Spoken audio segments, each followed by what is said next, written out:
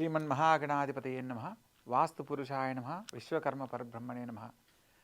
ప్రస్తుత కాలంలో ప్రతి ఒక్కరికి గృహయోగం అనేది ఒక కళ.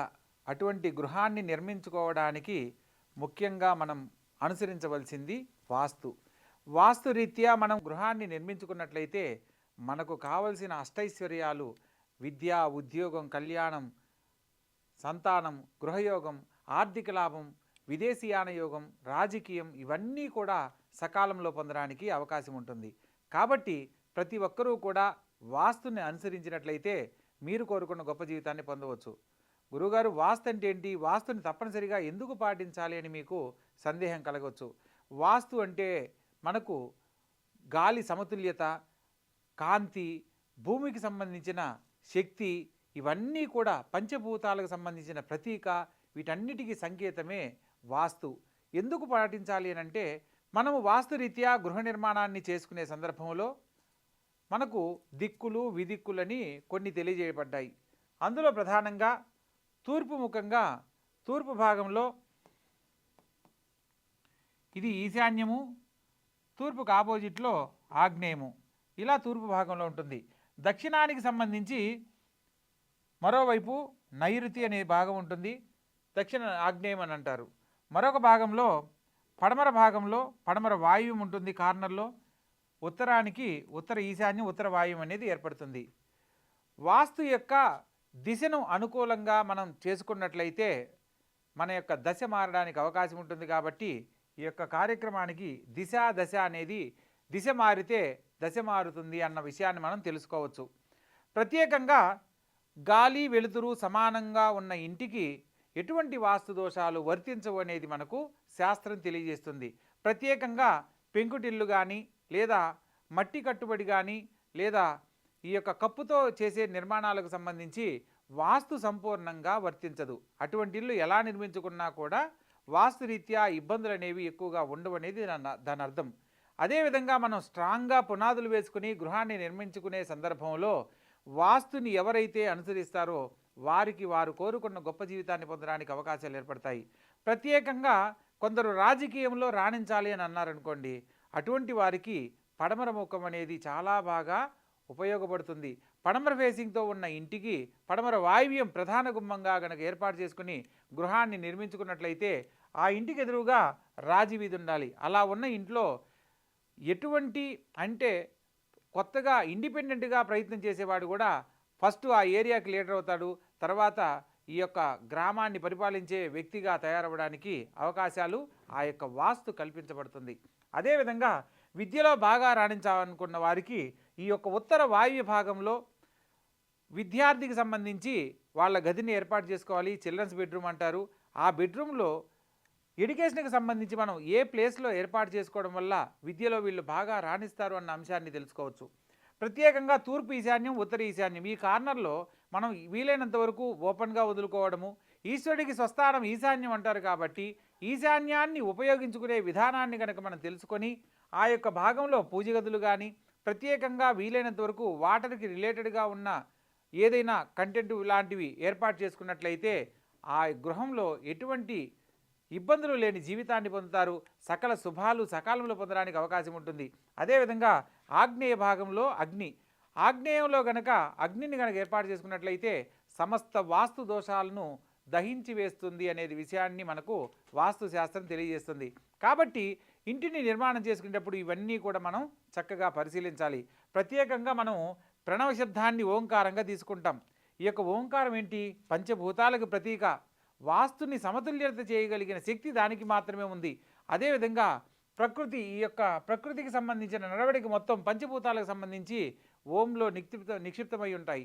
కాబట్టి మన యొక్క వాస్తు ప్రకారం కనుక మనం చూసినట్లయితే ఓం యొక్క ఆకృతిని కూడా మీరు గమనించినట్లయితే వాస్తుకు అనుకూలంగానే దీంట్లో మనం కొన్ని విషయాలను తెలుసుకోవచ్చు. ఈశాన్యం అనేది పాయింట్ లాగా చక్కగా ఉండాలి. ఆగ్నేయం అనేది కార్నర్ దోషాలు ఉన్నప్పుడు మనం స్క్వైర్గా ఉన్న కన్స్ట్రక్షన్ని అర్ధచంద్రాకారంలో కనుక నిర్మాణం చేసుకున్నట్లయితే ఎటువంటి వాస్తు దోషాలున్నా ఆగ్నేయ దోషాలన్నీ తొలగిపోతాయి. దిక్కుంటే దోషం ఉంటుంది, దిక్కే లేనప్పుడు దోషం ఉండదు. కాబట్టి ఆగ్నేయానికి సంబంధించిన కన్స్ట్రక్షన్ నిర్మాణం చేసేటప్పుడు దక్షిణాగ్నేయం కానీ, తూర్పాగ్నేయం కానీ వీధి పోట్లు ఉన్న ఇంట్లో ఆ కార్నర్లో రౌండ్గా గనక నిర్మాణం గనక చేసుకొని గృహాన్ని నిర్మించుకున్నట్లయితే ఆగ్నేయ దోషాలు తొలగిపోయి వాస్తురీత్యా ఎటువంటి శుభ ఫలితాలు పొందాలో ఆ ఇంట్లో నివసించే వాడికి అనేక రకాల శుభాలు పొందడానికి అవకాశం ఉంటుంది. అదేవిధంగా నైరుతి భాగంలో అది దక్షిణ నైరుతి కానీ పడమర నైరుతి కానీ కోణవేదలు కానీ లేదా మూలపోటు కానీ ఉన్నప్పుడు ఈ యొక్క కార్నర్ని కూడా రౌండ్గా కట్టుకోవాలనేది మనకు వాస్తుశాస్త్రం తెలియజేస్తుంది.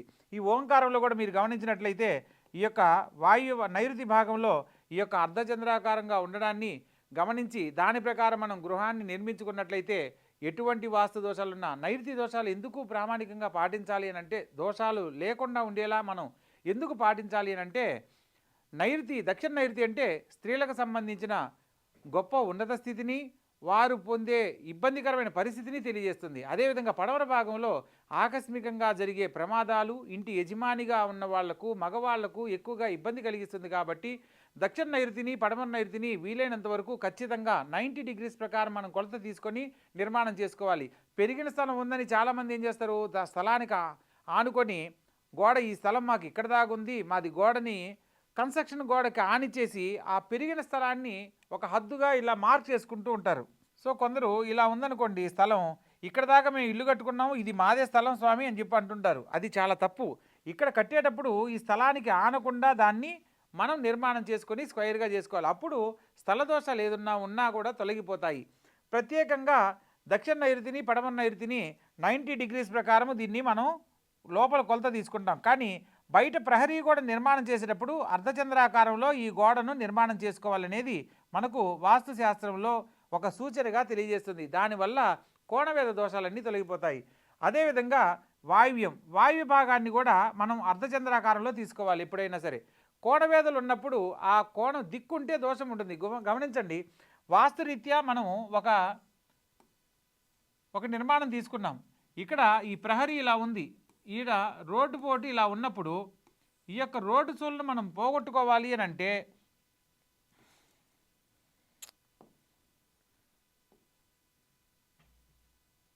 ఆ యొక్క ప్రహరీని మనము ఇలా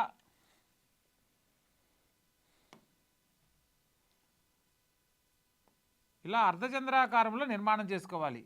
అప్పుడు మనకు కోణం ఉన్నప్పుడు ఇది దిక్కు అవుతుంది.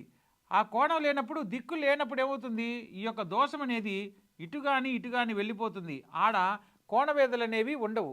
ఇది ఒక ఆగ్నేయ భాగానికే కాదు, దక్షిణ నైరుతి కానీ ఉత్తర వాయువ్యం కానీ తూర్పు ఆగ్నేయం కానీ ఈ మూడిటికి వర్తిస్తుంది.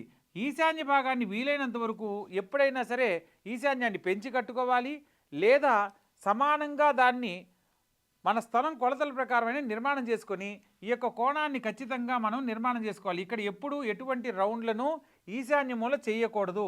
అందుకని మనము ఇది కార్నర్లో పిల్లర్స్ వేసి ఆ యొక్క కన్స్ట్రక్షన్ని స్ట్రైట్గా తీసుకోవడానికి ప్రధానమైన కారణం ఇదే అన్నమాట. సో కాబట్టి మనకు ఓంకారంలోనే ప్రణవ శబ్దంలోనే ఇన్ని విషయాలు వాస్తురీత్యా తెలియజేస్తున్నాయి అంటే, మనం అనేక రకాల అంశాల గురించి మీకున్న ప్రతి ఒక్క సందేహాన్ని కింద కామెంట్ రూపంలో కనుక తెలియజేస్తే మీరు ఎటువంటి వాస్తు సిద్ధాంతిని సంప్రదించవలసిన అవసరం లేని విధంగా మీకు ప్రతి ఒక్కటి వీడియో రూపంలో తెలియజేయడం జరుగుతుంది. మీరు చేయవలసిందల్లా వాస్తురీత్యా మీ ఇంటికి సంబంధించి ఎక్కడ ఏది ప్రాబ్లం ఉందో దాన్ని మెన్షన్ చేస్తే చాలు. ఆ ఇంటికి ఆ వాస్తు దోషం వల్ల ఎటువంటి సమస్యలు ఎదుర్కొంటున్నారో చెప్పొచ్చు. లేదా మీరు ఎదుర్కొంటున్న సమస్య కనుక చెప్పినట్లయితే ఆ ఇంట్లో వాస్తురీత్యా ఎక్కడ లోపం ఉందో మనం తెలుసుకునే అవకాశం ఉంటుంది. కాబట్టి కామెంట్ రూపంలో మీ యొక్క సందేహాలను తెలియజేయండి. మీ యొక్క డౌట్లకు సంబంధించి ఎటువంటి ఇబ్బంది ఉన్నా కూడా ప్రతి ఒక్కదానికి సందేహ నివృత్తి చేయడానికి మీ ముందుకు వస్తాను. ప్రతిదీ కూడా ఈ యొక్క వాస్తురీత్యా మీరు గృహ నిర్మాణం చేసుకుని మీరు కోరుకున్న గొప్ప జీవితంలో అష్టైశ్వర్యాలతో కూడిన జీవితాన్ని పొందడానికి చక్కని అవకాశాన్ని కల్పించడం జరుగుతుంది. సర్వేజనా సుఖినో భవంతు. శుభం భూయాత్.